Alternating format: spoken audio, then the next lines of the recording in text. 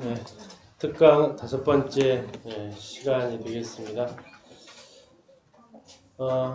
기럇 여아림, 기럇 여아림. 혹시 통독하면서 읽으셨던 기억 나세요? 읽으셨던 기억 나세요? 기억 안 나세요? 네. 오전에는 실로를 가지고 당황스럽게 하더만 저녁에는 기럇 여아림 가지고. 네. 사무엘상 잠깐 보시고 하겠습니다. 특강은 어떤 성경에 나와 있는 곳을 가는 거니까요.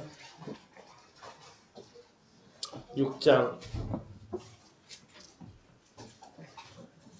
19절부터 보시겠습니다. 사무엘상 6장 19절에서 21절입니다. 벳세메스 사람들이 여호와의 궤를 들여다본 까닭에 그들을 치사 70명을 죽이신지라. 여호와께서 백성을 쳐서 크게 살려가셨으므로 백성이 슬피 울었더라. 벳세메스 사람들이 이르되 이 거룩하신 하나님 여호와 앞에 누가 능히 서리요 그를 우리에게서 누구에게로 올라가시게 할까 하고 21절 읽겠습니다. 시작. 전령들을 기럇 여아림 주민에게 보내어 이르되 블레셋 사람들이 여호와의 궤를 도로 가져왔으니 너희는 내려와서 그것을 너희에게로 옮겨가라. 자, 찾으셨습니까? 기럇 여아림? 네, 오늘 그 땅을 지금 가려고 합니다. 작년에 이스라엘 가서 기럇 여아림에서 예루살렘을 보고 찍은 사진이 되겠습니다. 지금 이제 이 글자 있는 위치가 기럇 여아림이고요. 지금 여기 이제 보이시는 곳이 여기가 예루살렘이 되겠습니다. 자, 예루살렘에서 기럇 여아림에서 예루살렘이 나중에 다윗이 이 기럇 여아림에서 예루살렘으로 이제 옮겨가게 되는 그 과정도 성경은 기록하고 있습니다.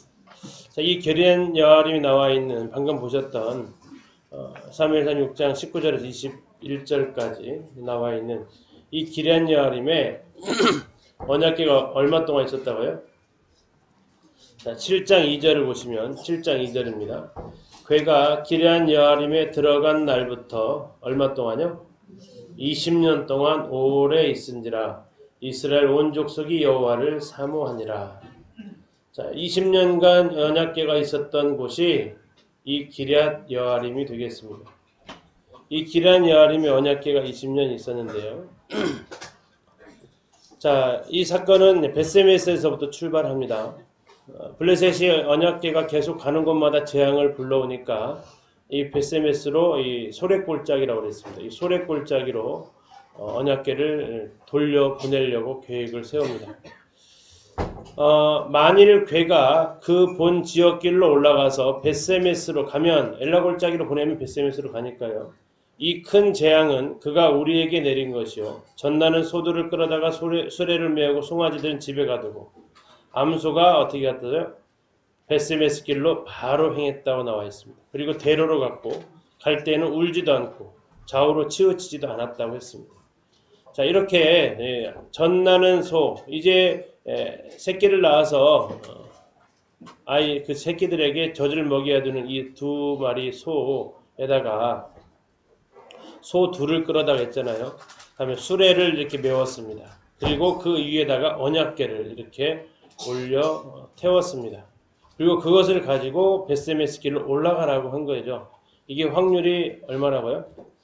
반반이 아니라고요.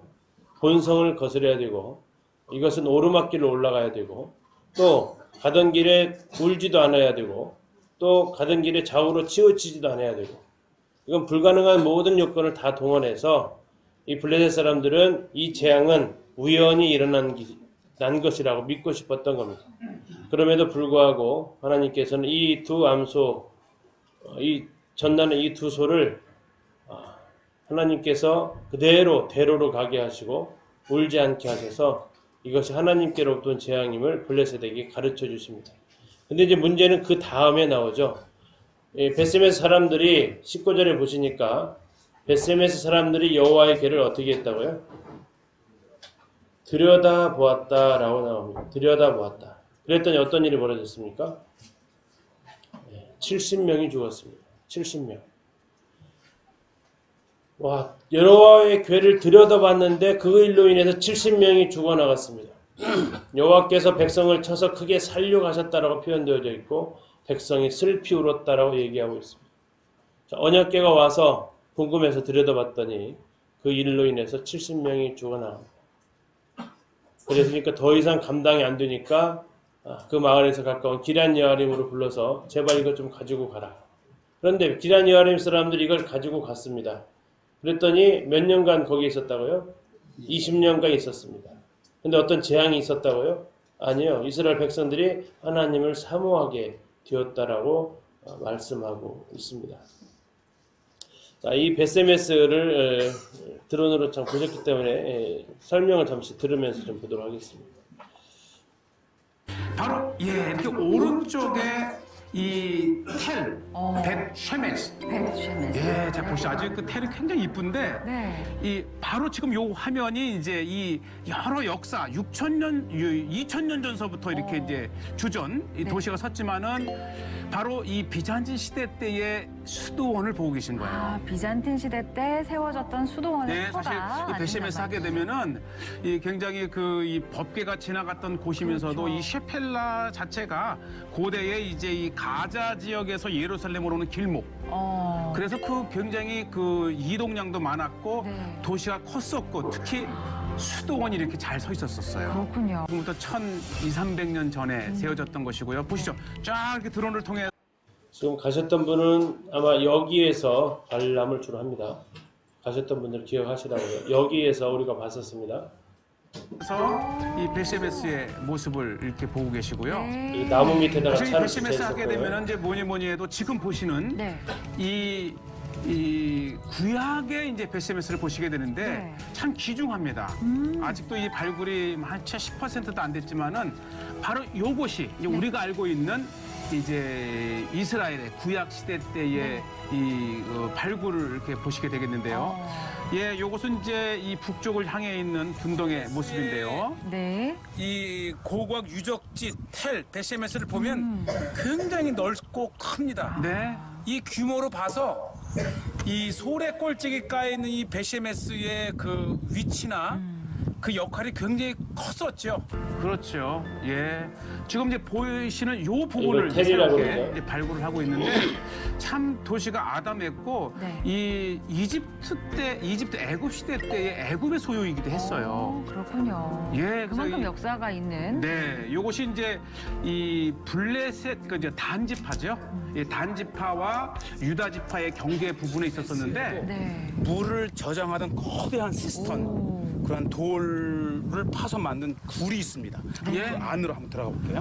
뭐 아직 뭐 발굴이 많이 안 돼서 이 자세한 설명은 어렵지만 또 네. 하나 우리가 이제 주목할 수 있는 것이 이 베시메스에 있었던 물 저장고.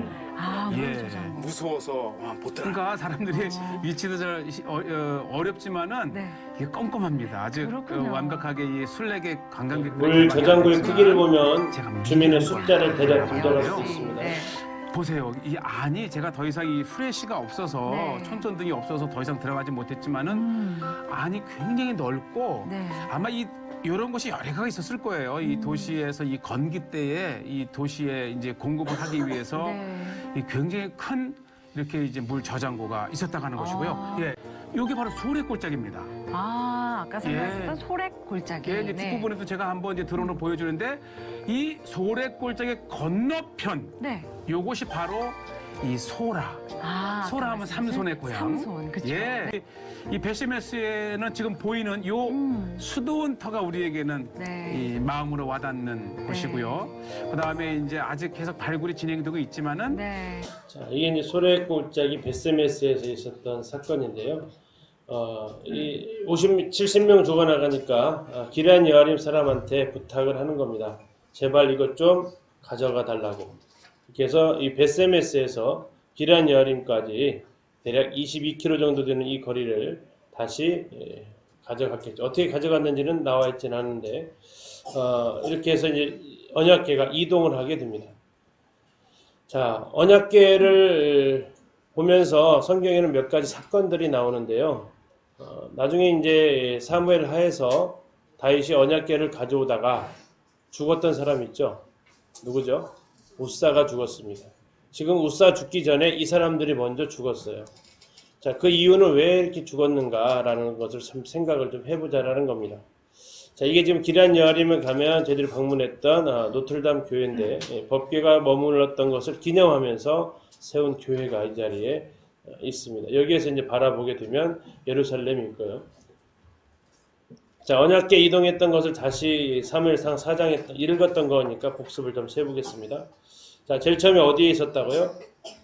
길갈에 있었습니다. 길갈에. 그랬죠? 그리고 나서 사사기 18장 이후에는 어디로 갔다요? 실로로 갔습니다. 그리고 이때부터 약 369년 정도 이스라엘의 중심지 역할을 한 곳이 실로라고 말씀드렸습니다. 자, 이때 블레셋과의 싸움이 일어나니까 엘리의 두 아들들 홈리와 비나스가 이 실로에서 언약궤를 메워가지고 어디로 왔어요? 아벡 전투가 있었던 이 엘리에셀과 아벡 전투가 이곳으로 가져오게 됩니다. 블레셋 군대가 아벡에 있었고 이스라엘 군대는 이 에벤에셀에 있어서 이제 이 장소로 가져와서 전쟁을 통해서 이기려고 했던 거죠. 근데 이 전쟁에서 어떻게 됐습니까? 결과는 누가 승리했어요? 블레셋이 승리하면서 언약궤가 블레셋의 손에 넘어가게 됩니다. 그리고 블레셋 군대는 실로까지 가가지고 여기를 초토화시켰다고요. 그것까지 같이 기억을 해주세요. 성경에는 그것까지는 안 나와 있지만 예레미야를 통해서 확인할 수 있습니다.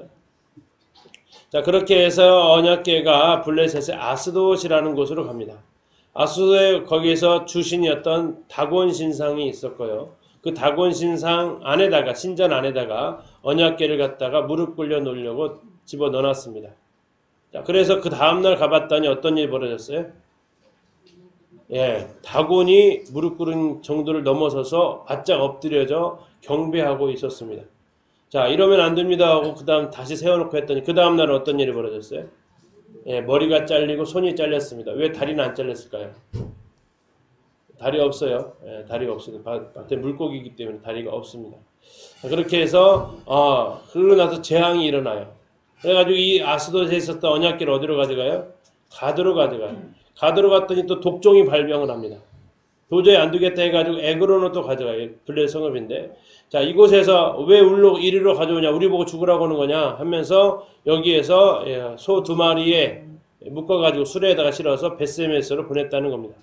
자, 베스메스로 보내니까 이 법궤를 들여다보면서 얼마가 죽었다고요? 70명 정도가 죽었다고 얘기합니다. 죽으니까 베스메스 사람들이 기란 여아림 사람한테 부탁해서 뭘 가져가라고요? 언약궤를, 법궤를 좀 제발 가져가라고 합니다. 그리고 20년 후에 이 법궤를 예루살렘으로 옮겨간 사람이 누굽니까? 다윗이 이것을 옮겨간 사실을 볼 수 있습니다. 옮겨가는 과정 속에서 죽었던 사람이 베레스 우사가 있습니다.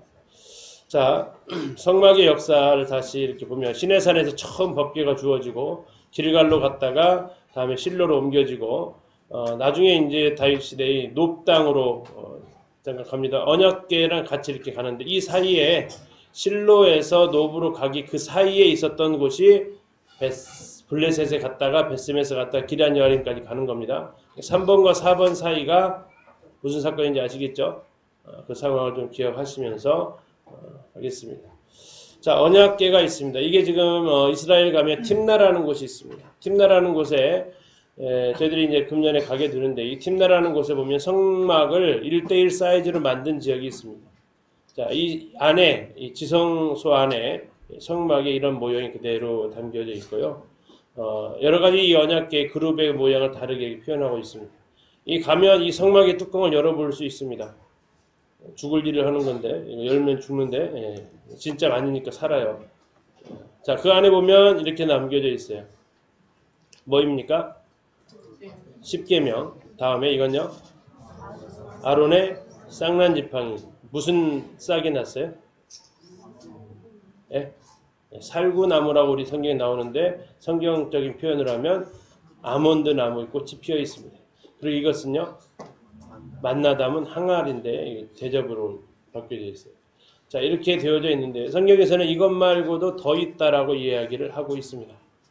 성막 지성소 안에는 히브리서에서 지금 이 세 가지를 이야기하고 있기 때문에 우리는 이 세 가지만 생각하는데 언약궤에 있었던 지성소 안에는 이 세 가지 이외에 뭐가 더 있었을까요? 자, 잠시 히브리서를 가서 확인하겠습니다.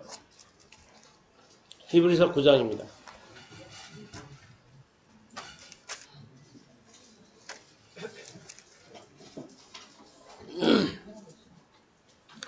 히브리서 9장 보시면 4절에요. 히브리서 9장 4절 같이 읽겠습니다. 시작. 금양로와 사면을 금으로 싼 언약궤가 있고 그 안에 만나를 담은 금 항아리와 아론의 쌍난 지팡이와 언약의 돌판들이 있고, 자, 돌판들이라고 했으니까 두 개가 있었기 때문에 돌판들이겠죠.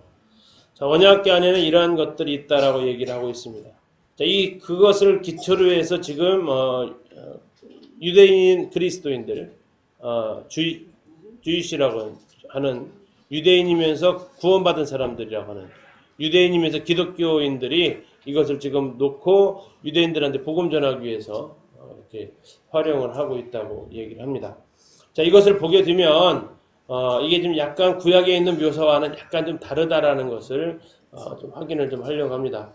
먼저 이 쌍난 지팡이 이 사이즈면 들어갈 수 있지만 지팡이를 잘랐다는 얘기도 없고 성경에서는 이 쌍난 지팡이가 이렇게 있다고 얘기를 또 하지 않고 있습니다. 민수기 17장 잠시 가서 보시겠습니다.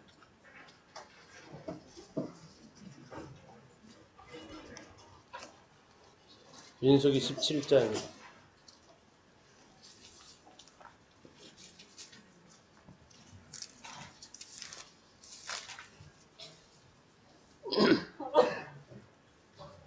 자, 17장 4절입니다. 같이 읽겠습니다. 민수기 17장 4절 시작. 그 지팡이를 회막 안에서 내가 너희와 만나는 곳인 증거궤 앞에 두라. 자, 어디다 두라고 그랬어요? 자, 한 번 더 확인합니다. 10절 읽겠습니다. 10절 시작. 여호와께서 또 모세에게 이르시되 아론의 지팡이는 증거궤 앞으로 도로 가져다가 거기 간직하여 반역한 자에 대한 표징이 되게 하여 그들로 내게 대한 원망을 그치고 죽지 않게 할지니라. 자, 언약궤 안에 있습니까? 언약궤 앞에 있습니까? 예, 성경에는 분명히 언약궤 앞에 있다라고 얘기하고 있습니다. 이 쌍난 지팡이는 언약궤 속이 아니라 언약궤 앞에 보관되어지게 됩니다. 이것은 언약궤 그 내부의 사이즈 크기만 알아도 이 안에 들어갈 수 없는 규격인 것을 확인할 수 있습니다. 자, 그 다음에 제일 먼저 이 안에 들어가게 되었던 것이 뭐죠? 제일 먼저 이 세 개 중에서 제일 먼저 있었던 사건이 뭡니까? 자, 만나 사건입니까? 십계명입니까? 쌍난 지팡이 사건입니까? 제일 먼저 일어났던 사건. 만나죠, 만나. 만나가 제일 먼저 일어난 사건이 되겠습니다. 십계명은 출애굽기 몇 장에서 나오죠? 20장에서 나옵니다. 만나는 어디서 나와요? 만나는? 예? 만나는 어디서 나와요? 자, 출애굽기 16장으로 가겠습니다.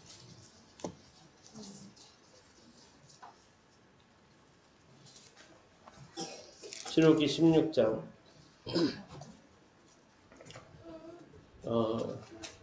찾으셨어요? 33절. 출애굽기 16장 33절. 또 모세가 아론에게 이르되 항아리를 가져다가 그 속에 만나 한 오멜을 담아 여호와 앞에 두어 너희 대대로 간수하라. 아론이 여호와께서 모세에게 명령하신 대로 그것을 어디다 두셨어요? 증거판 앞에. 자, 증거판 어디에 있었어요? 언약궤 안에 있었으니까 증거판 안에 앞에 뒀다는 얘기는 이 만나 담은 항아리도 어디에 있다는 얘기예요? 네, 언약궤 속에 있었다는 얘기입니다. 그러니까 언약궤 속에 돌판하고 만나 담은 항아리하고 이 두 가지가 있었다는 것을 우리는 일단 알게 되고, 이 쌍난 지팡이는 어디에 있었어요? 네, 언약궤 앞에다 두어야만 했습니다. 자, 또 하나 이제 이 세 가지는 다 해결했습니다. 그렇죠? 증거판도 실업기에서 뭐 얘기하고 있고 이건 뭐 너무나 자명한 거니까. 자, 하나 더 두 개 되어져 있는데요. 신명기 31장을 보시겠습니다. 신명기 31장 26절이 되겠습니다. 성도 개프니까 성도 안 보여드리고 찾아보시는 거예요. 신명기 31장 26절. 자, 같이 한번 읽겠습니다. 시작. 이 율법책을 가져다가 너희 하나님 여호와의 언약궤 곁에 두어 너희에게 증거가 되게 하라.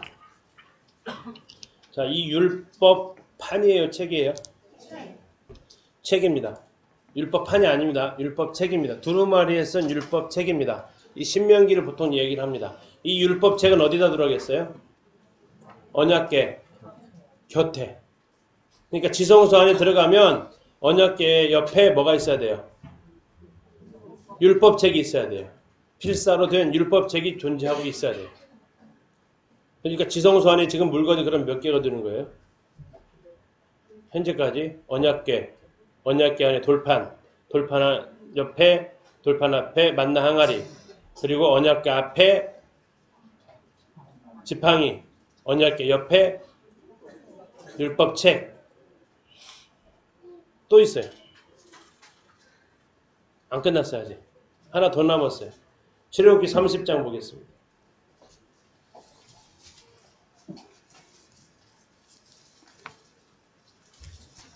출애굽기 30장 36절입니다.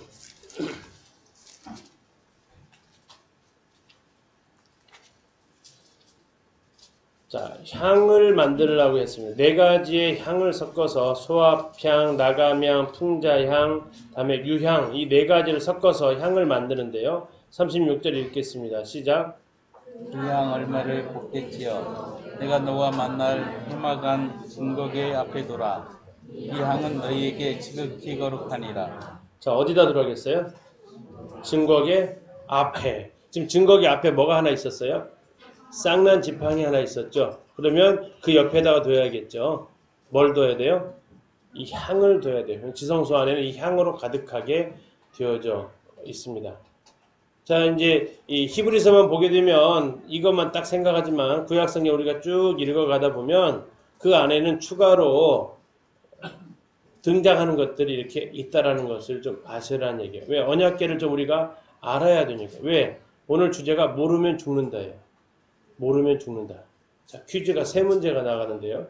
잘 보고 맞추시면 되겠습니다. 자, 뭐가 잘못되었을까요?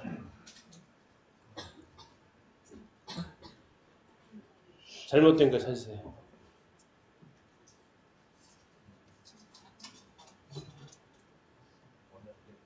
언약궤를. 네, 언약궤 운반할 때 규칙이 있어요. 언약궤를 운반할 때 규칙은 이렇게 가면 죽어요. 언약궤를 못 보게 되어 있거든요. 언약궤를 봐서 죽었는데 언약궤를 들여다봐서 이게 뚜껑을 열어서 죽었는지 어찌 모르겠지만 언약궤를 보면 죽는다고 되어져 있어요. 이게 레위인들도 언약궤를 보지 못하게 되어 있고 이 언약궤를 포장도 누가 했냐면 제사장들만 할 수 있었어요. 그리고 포장이 끝나면 레위인들이 와서 저렇게 지고 가는 거예요. 그래서 원래 이렇게 운반하면 어떻게 된다고요? 죽어요. 그래서 이렇게 싸야 돼요. 색깔도 저렇게 정해져 있어요. 아무거나 색깔로 싸면 안 돼요. 순천색 보자기로 싸야 돼요. 왜 그러냐면 눈에 띄어야 돼 이거. 자칫 잘못 이게 뭐지 열어봤다가 죽어요. 보자기로 잘 싸셔야 된다고요. 이거 안 하면 어떻게 된다고요? 죽어요. 언약궤 잘못 따르면 죽는다고요. 자, 하나님께서 언약궤를 보지 말라고 분명히 얘기를 했어요. 자, 민수기 4장 5절에서 20절입니다. 읽겠습니다. 제가. 진영이 전진할 때에 아론과 그의 아들들이 들어가서 칸 막는 휘장을 걷어 증거궤를 덮고 그리고 잠시라도 들어가서 성소를 보지 마라. 그들이 어떻게 된다고요? 죽는다는 얘기. 자, 지성소에 있는 물건에 보면은 죽는다라고 하나님이 분명히 민수기에서 규례를 정해놨어요. 자, 그런데 오류가 발생했다고요. 어디서요? 베스메스 사람들에게서요. 어떻게 했다고요? 여호와의 궤를 들여다봤어요. 그런데 죽었어요. 이들은 뭐라고 원망할 수 있을까요? 몰랐어요. 그죠? 자, 몰라서 죄를 지으면 용서받아요, 못 받아요? 저도 가끔씩 모르고 과속했는데 날라오더라고요. 경찰서 가서 거기에 카메라 있는 거 몰랐어요. 그러면 봐주던가요? 안 봐줘요. 모르고 했다라고 봐주진 않아요. 다음부터 하지 말라고는 하겠죠. 근데 이것은 지금 목숨이 왔다 갔다 하는 일이에요. 자, 그래서 하나님께서 말씀하십니다. 뭐가 없으면 망한다고요. 지식이 없으면 망한다고요. 그래서 우리가 하나님을 알아야 됩니다. 알지 못하면 죽습니다. 몰라서 그랬습니다. 이게 안 통한다고요. 하나님 말씀하세요. 지식이 없어서 망한다고요. 우리 하나님의 제대로 모르기 때문에 망할 짓을 하면서도 망할 짓인지 모르고 한다고요. 그러면 그게 심판이 유예가 되냐? 그렇지 않다라고요. 다 몰랐다고 하게 그러면. 그래서 모르는 것이 흔히 말하는 모르는 것이 장땡이 아니다. 모르는 게 다 어떤 걸 면죄부를 받을 수 있는 게 아니라는 겁니다. 그래서 우리가 알아야 되고 배워야 되고 하는 겁니다.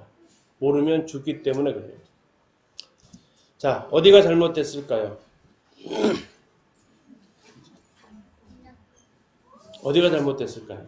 앞에 있는 게 누구 같아요? 이분이 다윗입니다. 자, 뭐가 잘못됐을까요? 예? 두 개를 찾으셔야 돼요. 이제는 진짜 언약궤를 어떻게 됐어요? 안 덮었죠. 그건 이제 기본적으로 찾으셔야 돼요. 이 그림 그리신 분이 지금 이해를 못하고 있는 거 성경을. 자, 두 번째는 또 뭐 잘못했어요? 예? 언약궤를 어떻게 이동해야 돼요? 어깨에 매야 돼요. 근데 어떻게 하고 있어요? 네, 소로 이용했어요. 누가 그랬다고요? 누가? 다윗이 그랬대요. 다윗이 시킨 거예요. 왕이 시켰으니까. 다윗은 왜 그랬을까요? 그렇죠. 몰라서 그랬어요. 몰라서는 1차 원인이에요. 이제 똑같이 여기서 두 번째 문제도 몰라서 그러면 안 되잖아요. 그럼 다윗은 왜 몰랐을까요? 그렇죠. 잘못된 사람하고 회의를 했어요. 자, 성경에서는 반드시 언약궤는 어떻게 하라겠어요? 어깨에 매라겠어요. 자, 지금 틀린 거 있어요, 없어요? 예, 춘천색 보자기를 짰죠. 자, 그리고 나서 뭐도 했어요? 어깨에 맸어요. 정답 찾기 되게 힘들어요. 그 언약궤들이 옮기는데 정답으로 옮겨진 그림들이 별로 없어요. 사람들이 모르고 막 해요. 자, 이렇게 해야만 살아요. 자, 그러면 하나님께서 뭐라고 말씀하셨느냐? 자, 같이 한번 읽겠습니다. 시작. 진영을 떠날 때에 고앗 자손들이 와서 맬 것이니라. 그러나 성물은 만지지 말라. 그들이 죽으리라. 그들은 잠시라도 들어가서 성소를 보지 말라. 그들이 죽으리라. 이 언약궤는 무슨 문제랑 직결된다고요? 사냐 죽냐예요. 자, 보지만은 봐서는 안 되는 것이 첫 번째 규칙이었다면 두 번째 규칙은 뭡니까? 몇 개에다 매야 됐다라는 겁니다. 매야 됐다. 자, 근데 다윗이 어떻게 했냐면 하나님의 궤를 어떻게 했어요? 새 수레에 싣고 왔어요. 어깨에다 맸어요? 안 맸어요? 안 맸어요. 뭘 이용했어요? 수레에다가 실었다고요. 자, 이 우사가 나오는 것은 일단 생각하지 마세요. 수레에다 실었어요. 그러면 왜 이런 결정을 했냐 이거예요. 왜 이런 결정을 했냐? 역대상 13장 1절 3절입니다. 자, 여기는 7절이죠. 7절에 새 수레에 싣고 오는 결정을 누구랑 했냐를 1절과 3절에서 알 수 있어요. 자, 누구랑 했나 보겠습니다. 다윗이 누구랑 했어요? 첫 번째, 천부장, 그 다음 백부장, 세 번째, 모든 지휘관과 의논했어요. 다시 말하면 누구랑 의논했어요? 군인들과 의논했어요. 군인들하고 이 옮겨오는 것을 의논했어요. 좀 더 말하면 측근들하고 운영했어요. 자기랑 가까운 사람들하고 이것에 대해서 의논했다고요. 어떻게 의논했어요? 우리가 우리 하나님의 궤를 우리에게로 옮겨오자. 자, 동기는 선해요, 악해요? 지극히 선합니다. 근데 뭐가 문제였어요? 방법이 틀렸어요. 자, 동기가 선하면 하나님이 다 봐주시나요? 동기가 선하면 용서가 되나요? 아니라고요. 동기가 선하다 하더라도 과정도 선해야 된다고요. 근데 과정은 하나님의 말씀과 따로 놀았어요. 근데 왜 따로 놀았냐 봤더니 누구랑 의논하고 있냐면 천부장, 백부장, 지휘관. 그러면 여기에는 레위인들이 있어요, 없어요? 제사장들이 있어요, 없어요? 이 성전, 성물과 관계된 사람들은 전부 다 배제되고 자기랑 친한 사람들하고 의논하고 다녀요. 자기랑 가까운 사람들, 이 사람들하고 의논하고 내린 결정이에요. 자, 그러면 이걸 어떻게 해야 될까요? 다윗은 나중에 두 번째 제대로 메고 오나요? 메고 오죠. 왜 그들은 그때 가능했을까요? 성경은 이야기합니다. 역대상 15장 2절 잠시 가서 보시면 다윗이 이르되 레위 사람 위에는 어떻게 해요? 하나님의 궤를 맬 수 없다. 어떻게 알았을까요? 이 사실을 어떻게 알았을까요? 예, 이제는 제대로 이 사실에 대해서 알려줄 수 있는 사람을 만난 거예요. 이 천부장, 백부장, 지휘관들 싸움에는 능할지 몰라요. 그러나 이 영적인 일의 분별함에 있어서는 그들은 무지했다고요. 근데 다윗은 그들을 데려다 놓고 상의를 하고 있어요. 그러다 보니까 엉뚱한 방법을 택해서 나중에 그 일로 인해서 자기 지휘관 한 명을 잃어버리고 정말 여호와 하나님의 언약궤가 이제 두려움의 대상이 되어버렸어요. 자, 우리는 어떤 문제가 있을 때 어떻게 하셔야 돼요? 누구랑 상의할 것인지를 잘 분별하셔야 돼요. 근데 우리는 보통 누구랑 상의하죠? 예, 내 친한 사람하고 얘기해요. 친한 사람하고 얘기해요. 그리고 거기에서 결정을 내리고 행동을 해요. 성경이 이것으로 대표적인 사람이 르호보암 왕이라는 그 사람이 있어요. 솔로몬의 아들. 어른들의 이야기를 듣지 않고 자기와 함께 자란 사람들의 말을 들으면서 결정을 해요. 여러분 어떤 일을 결정할 때, 영적인 일을 결정할 때 여러분 세상 친구들하고 결정하거나 여러분 또래들하고 결정하려고 하지 마시고 이 영적인 일에 있어서 책임 있는 분과 여러분들이 상담을 하시고 결정을 하시는 것이 살 길이다라는 얘기입니다. 자, 세 번째. 뭐 잘하시니까 뭘 잘못했어요? 언약궤를 어떻게 했어요? 만졌어요. 이것도 이제 이게 누구죠 그러면 사람이? 우사죠, 우사. 자, 성경에는 아까 말씀드린 그 구절이에요. 자, 이거 하나 민수기 4장 15절 하나만 알아도 세 가지를 다 해결할 수 있어요. 자, 성소와 성소의 모든 기구 덮는 일을 덮어야 되는구나. 고아자손들이 와서 매야 되는구나. 그러나 성물을 만지면 안 되는구나. 이건 죽는 거다 다. 이 한 절만 알아도 세 가지를 전부 다 해결할 수 있었는데 하나님의 말씀을 몰라요. 모르니까 어떻게 해요? 어떻게 한다고요? 자기 소견에 옳은 대로 행한다고. 그리고 자기랑 친한 사람끼리 상의해서 한다고. 자, 이게 규례였어요. 자, 이렇게 하니까 소들이 띠므로 우사가 손을 들어 하나님의 궤를 붙들었더니 여호와 하나님 우사가 잘못함으로 말미암아 진노하사 그를 그곳에서 치시니 그가 거기 하나님의 궤 곁에서 죽었다라고 나왔어요. 네, 만지지 말라고 했잖아요. 죽는다고 했어요. 몰라서 만졌다고요? 아니요. 급해서 했다고요? 아니요. 그래도 죽어요. 자, 그럼 이걸 어떻게 해야 돼요? 역대상 15장 13절에서 다윗은 이렇게 얘기합니다. 전에는 너희가 매지 아니하였으므로 우리 하나님 여호와께서 우리를 찢으셨으니 이는 우리가 어떻게 하지 않았다고요? 규례대로 그에게 구하지 아니했기 때문이다. 하나님께서 규례대로 주셨는데 하나님의 방식대로 하나님의 말씀을 통해서 제시해 주셨는데 그대로 안 했기 때문에 이런 일이 더 파생이 됐어요. 매지 않았기 때문에 소가 뛰면서 흔들렸고 그 뛰면서 흔들리면서 언약궤가 떨어질 것 같으니까 손에 댔어요. 언약궤 떨어질 것 같으니까 손에 대는 것은 동기가 어떻다고요? 순해요. 선하다고요. 동기가. 그걸 뭐 부시려고 손댄 것도 아니잖아요. 떨어질 것 같으니까 선했어요. 동기가 선하다고 해서 과정이 하나님의 말씀과 반대로 가도 되느냐? 가끔 이런 분들이 계세요. 저 사람 복음 시켜서 구원받게 하겠대요. 동기가 선해요, 악해요? 근데 방법이 내가 그 사람과 결혼해서 하겠대요. 그러면요. 아니라고요. 그렇게 해서 되는 게 아니라고요. 동기가 선하다고 해서 방법도 무관하다. 이거 아니라고요. 하나님의 방법대로 하는 것이지 나는 선한 마음으로 했다. 하나님께서 이거 들어주실 것이다. 그렇게 떼쓰지 말라고요. 규례가 선하면 방법도 규례를 따라가야 되는 거지 내 생각대로 방법을 창조하지 말라고요. 모세가 여호와의 말씀을 따라 명령한 대로 레위 자손이 채에 하나님의 궤를 꿰어 어깨에 매니라. 그렇죠. 이거예요. 이대로 해야 살아요. 자, 그래서 이 기란 여아림에서 세 가지를 묵상을 하게 됩니다. 언약궤를 통해서 언약궤가 있었던 이곳에서 어떻게 하면 망한다고요? 지식이 없으면 망한다고요. 하나님 말씀에 대한 지식이 없으면 모르면 망해요. 여러분들은 알기 위해서 이 자리에 오셨어요. 잘 선택하신 거예요. 살 길을 선택하신 거예요. 두 번째, 어떻게 하면 망한다고요?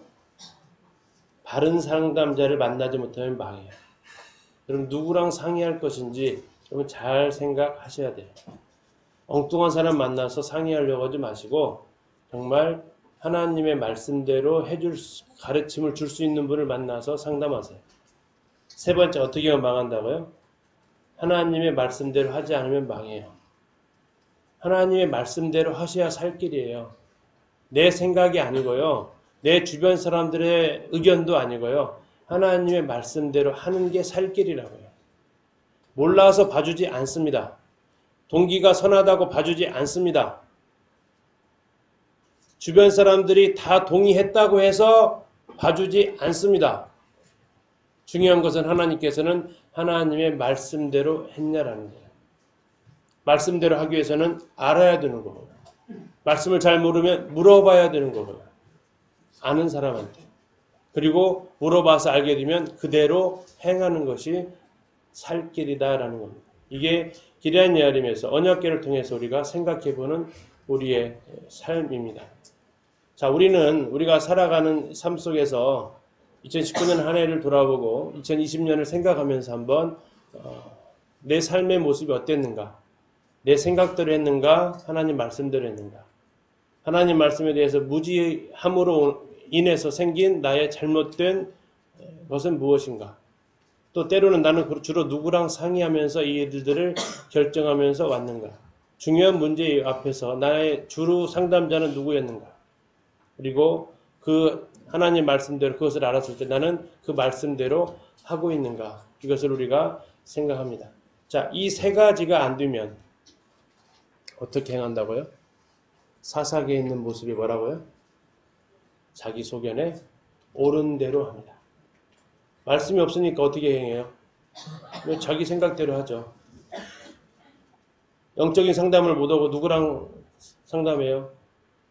끼리끼리 상담해요. 비슷한 사람끼리. 다음에 말씀은 제시해줘요. 그런데 뭐라 그래요?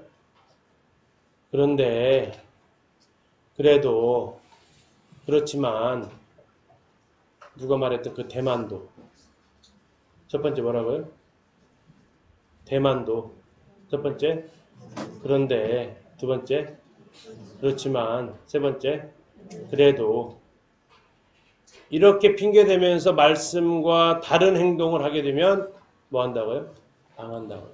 우리가 하나님의 말씀을 바르게 알고 바르게 분별해서 바르게 행하는 것.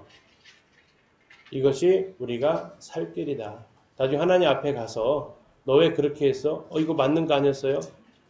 누가 그거 맞다고 했어? 제 생각에는 이게 좋은 것 같았는데요. 이렇게 해가지고 하나님 앞에서 인정받을 수 없다라는 겁니다. 자, 언약궤 앞에서 기리안 예아림에서 우리는 우리의 삶을 한번 이렇게 되돌아보게 됩니다. 한 가지 추가 사항 말씀을 드리려고 하는데요. 우리 일정표 잠깐 한번 보시면요. 오늘 몇 시에 끝나요? 몇 시에 끝나요? 11시에 끝납니다. 이게 기준이에요. 스스로 기준을 갖다가 나는 보니까 잠원 끝나는 9시 20분이다. 나는 9시 20분에 간다. 그러면 뭐예요? 자기 기준에 오른 대로, 자기 소견에 오른 대로 사는 거예요. 이거 진행부에서 하지 말고 제가 한다고 했어요. 제가 그냥 밑보이고 말겠다. 지금 정읍에 있는 우리 청년 형제들, 학생들이 와서 봉사하고 있잖아요. 이분들의 수고하고 섬기는 거 언제 마지막에 위로와 격려와 보람을 느낄 것 같으세요? 끝나고 가시면? 아니요. 본인들의 섬김을 통해서 성도들이 어떤 유익을 누리고 어떤 것을 하나님 앞에 감사드리고 있는지 이거 느끼면서 그거 들으시면서 이분들이 3박 4일간의 피로, 아니 3박 4일이 아니에요. 이 캠프 준비하기 위해서 몇 주 전부터 준비했던 그 수고가 그 자리에서 위로를 받고 격려를 받고 동기유발도 되고 더 이분들 더 섬기겠다 이러한 것이 돼요. 무슨 말인지 이해 가세요? 근데 나 피곤해, 나 애기들 씻기고 자야 돼, 나 빨리 가야 돼 하게 되면 어떻게 돼요? 이 청년 학생들의 그 마음 가운데 좋지 않은 모델을 제시를 해주시는 거예요. 어떤 모델이요? 자기 소견에 오른 대로 해도 되는구나 하는 모델. 좀 피곤하시고 힘드셔도 일정표가 어떻게 되어 있다고요? 11시라고요. 내가 주최한다고, 우리 교회에서 주최한다고 생각을 해보세요. 입장을 바꿔서. 전 금복교에서 성도들하고 입장을 바꿔서 우리 자매님들 식사 준비하기 위해서 몇 시부터 나와서 수고하셨는지 생각해 보시고 저 뒷정리 다 하시고 하시는 거 생각해 보세요. 그런데 그거 전혀 생각하고 내가 피곤한 것만 생각해서 내 속에 오른 대로 행하면 그분들이 받을 그 아픔들, 아쉬움들, 그래서 진행부 하지 말라고 해서 제가 한다고 했어요. 제가 밑보이고 만다고. 그래서 이 부분에 대해서 최소한의 예의죠. 끝까지 함께 해주는 거. 자, 캠프 오게 되면 일정표대로 해요? 내 스케줄대로 해요? 일정표대로 하기 때문에 일정표가 필요한 거예요. 일정표대로 안 하면 자기 소견에 옳은 대로 행하는 거예요. 그것은 성경을 읽었을지는 몰라도 성경이 내 삶을 읽지는 못하는 삶이다라고 말씀드렸어요. 강사가 잔소리하는 게 나을 것 같아서 잔소리를 드렸습니다.